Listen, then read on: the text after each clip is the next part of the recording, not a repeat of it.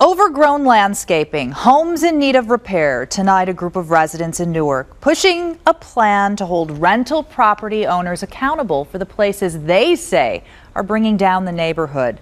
10 TV's Justin Moss is live in the newsroom with the rental registry plan. Justin. Well, Kristen, everyone who owns a rental property would have to sign up for the registry and pay a fee. Supporters say it'll hold landlords accountable and help put a prettier face on some rundown rentals. It's hard to enjoy the beauty that Newark has to offer, residents say, when there are so many things that aren't so pretty.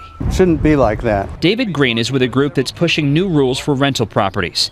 But the goal isn't just about making things look nicer. That there are people who live in places without furnaces that are working, without toilets that work, with electrical systems that are dangerous, where people are using space heaters or overloading circuits. The groups even put together this display featuring the best of the worst rental properties in Newark. A clear picture, they say, of why landlords need to be held accountable.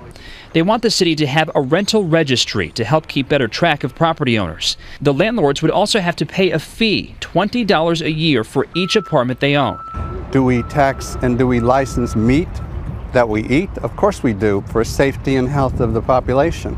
And so we want to make sure that happens with housing. What this group has managed to do is to bring this to the forefront. Rhonda Loomis is on the Newark City Council. They met last night and said the legislation still needs some work.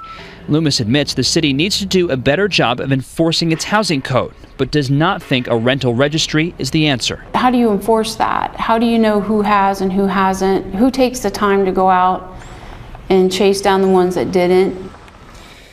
Now, the group hopes to refine the legislation and bring it back to council. I reached out to several property owners, but none of them wanted to go on camera. But one told me by phone the legislation has flaws and that 95% of landlords already follow the law. Live in the newsroom tonight, Justin Moss, 10 TV News.